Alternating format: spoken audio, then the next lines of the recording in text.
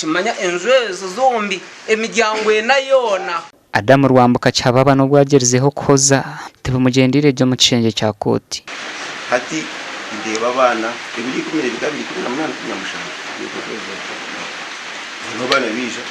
ndenda wenti inde yenti yanjuki ndenda wenti iyo jinju ni mboys ko tazenju yanje ni boys ko ibi store ni mwembe ni ndikebi nabakandika store nabo bari kakozesa then umuryango bo misho buri migarage ati ni ndarwenti ya na kuri hashi yonkoregana ina biri nkoregana na muzeyi ni mujimani twamanyise bwangu Adam akaba nakoraga nakurunginishe zararabana rwa kabingo obwa hatori y'umugenzi kandi n'ubu yafire yaguma nakore senjeje bwa nyuma yo kugikoresa ubwire buringwa akatandika kujeteye anjogo Adam Rwambuka utiriyo ntungana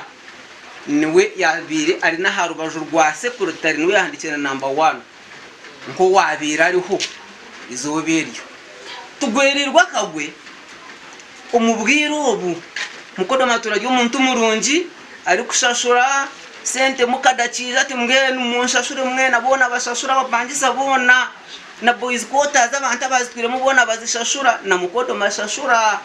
enjweje y'umukodo Mario nahoza nguneye nimwe twabiye tusitami buzima mu boys quarter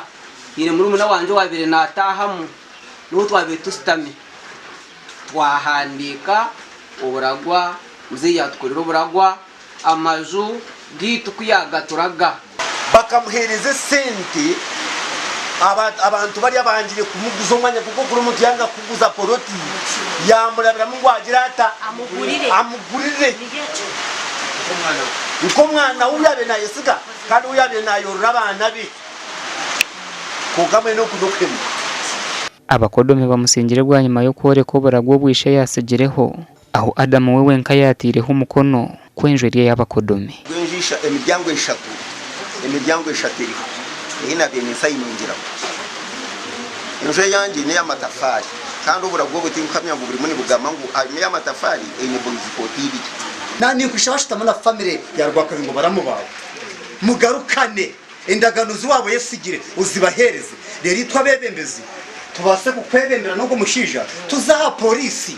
tuze kubashaba bakurikira ku kwirusa iyo kuwa kureba ngo no basaguruza mu oino okora omwana gwigwire ozo mukoti oyiguzo musango oze nabantu waba kugira paparaganye twareba